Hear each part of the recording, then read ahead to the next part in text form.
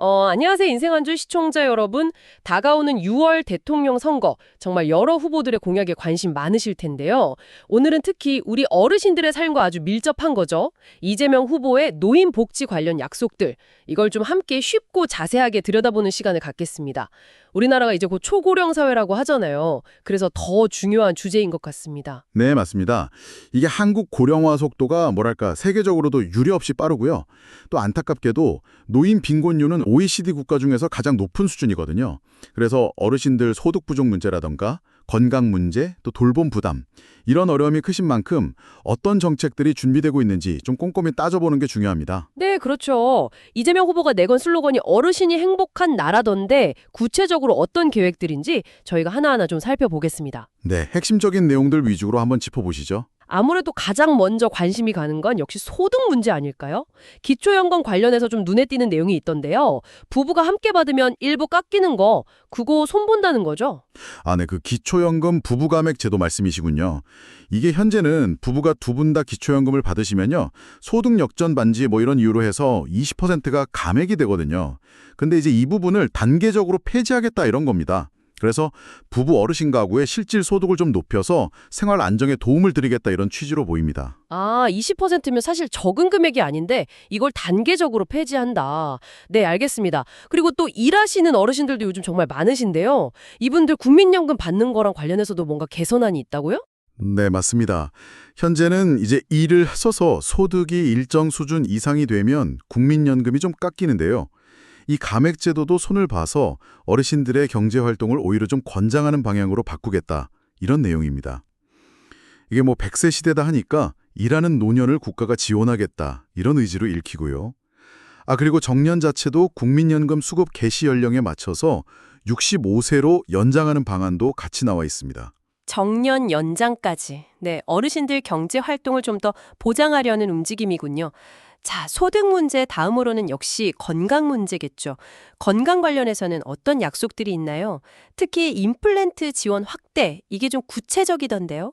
네, 그렇죠. 어르신들 치아 건강, 이게 정말 중요하잖아요. 현재는 만 65세 이상 어르신께 평생 2개까지 임플란트 건강보험이 적용되는데요. 이걸 만 60세 이상으로 연령을 낮추고 지원 개수도 4개까지 늘리겠다. 이렇게 약속했습니다. 와, 60세부터 4개까지면 이건 상당히 큰 변화인데요. 네, 그렇죠. 이게 비용 부담 때문에 치과 치료 망설이셨던 분들께는 정말 좀 반가운 소식이 될 수 있을 것 같습니다. 그 공약집 표현을 보면 쉽고 뜯고 맛보는 즐거움을 보장하겠다. 이렇게 되어 있거든요. 정말 기본적인 삶의 질하고 직결되는 부분이죠. 네, 정말 먹는 즐거움이 크니까요. 어르신들께는 꼭 필요한 부분일 것 같습니다. 그런데 먹는 것만큼이나 또 힘든 문제가 바로 간병 문제인 것 같아요. 간병 파산이라는 말까지 나올 정도니까요. 이 부분은 어떻습니까? 아, 간병비 부담 정말 심각하죠. 특히 그 요양병원 간병비는 건강보험 적용이 안 되는 경우가 많아서 부담이 정말 크셨는데요. 이 요양병원 간병비부터 단계적으로 건강보험을 적용하겠다 이런 약속을 했습니다. 아, 요양병원 간병비부터요. 네, 국가하고 사회가 이 간병 부담을 좀 나누겠다 이런 의미로 해석할 수 있겠습니다. 그리고 이제 병원에서 간호 인력이 간병까지 같이 책임지는 거 있잖아요. 간호간병 통합 서비스. 이 서비스 병상도 더 늘리겠다고 하고요. 아, 간호간병 통합 서비스 병상 확대. 이것도 도움이 많이 되겠네요. 결국 이 돌봄 부담을 개인이 아니라 사회가 함께 지겠다. 이런 방향성인 것 같은데, 그래서 어르신 돌봄 국가 책임제라는 큰 틀도 제시한 거죠. 이건 구체적으로 어떤 모습인가요? 네, 맞습니다. 그게 이제 핵심인데요. 어르신들이 가능한 한 살던 곳에서, 그러니까 집이나 동네에서 필요한 의료, 요양, 돌봄 서비스를 좀 통합적으로 받을 수 있게 하겠다. 이게 골자입니다. 이걸 지역사회 통합돌봄이라고 부르는데요. 지역사회 통합 돌봄이요? 네. 예를 들어 몸이 좀 불편하시더라도 시설에 꼭 가지 않고 집에서 계속 지내실 수 있도록 뭐 방문 의료라든가 방문 간호, 또 식사 배달, 이동 지원, 주거 개선 뭐 이런 필요한 서비스들을 동네 단위로 좀 묶어서 제공하는 시스템을 만들겠다. 이런 구상입니다. 아, 그러니까 병원이나 요양시설보다는 내가 살던 집, 익숙한 동네에서 계속 지낼 수 있도록 지원을 해준다. 그렇죠. 어르신들 대부분이 그걸 원하시니까요. 네, 이건 정말 많은 어르신들이 바라시는 부분일 것 같아요. 그리고 또 어르신들 사랑방 역할을 하는 경로당 지원, 이것도 강화하겠다고 했죠? 네, 그렇습니다. 경로당이 이제 단순히 쉬시는 공간을 넘어서요. 어르신들 식사 해결이라든가 여가, 건강관리, 또 사회 참여의 어떤 중심 공간이 될 수 있도록 지원을 늘리겠다 이런 겁니다. 최근에 경로당 주 5일 점심 제공하는 법안도 통과됐잖아요. 이것과 연계해서 프로그램도 좀 다양화하고 시설 환경도 개선하겠다 이런 계획들을 밝혔습니다. 경로당 역할이 점점 더 중요해지겠네요. 식사도 해결하고 친구분들도 만나시고. 네. 그리고 또 공공형 노인 일자리 이것도 더 늘리겠다고 했고요. 안전 통학 지킴이나 안심 귀가 도우미 같은 거요. 또 파크 골프장 같은 어르신들 체육 시설도 더 확충하겠다고 약속했습니다. 아, 일자리랑 여가 활동 지원까지 정말 다양하네요.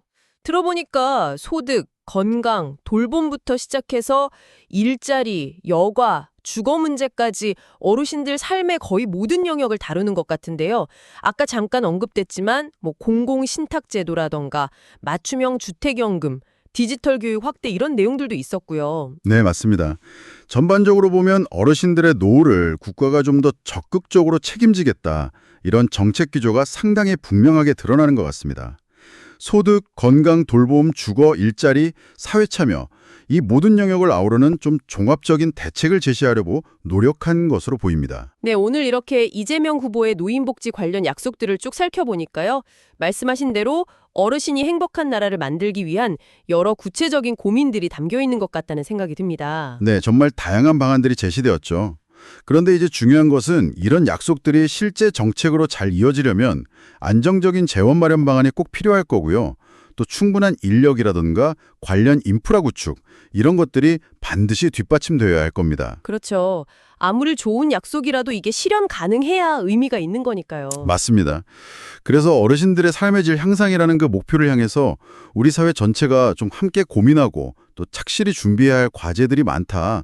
이런 점을 다시 한번 생각해 보게 됩니다. 네. 오늘 영상을 보시면서 이재명 후보의 노인복지 공약에 대해서 더 궁금한 점이 있으시거나 또 다른 의견이 있으시면 언제든지 댓글로 남겨주시면 좋겠습니다.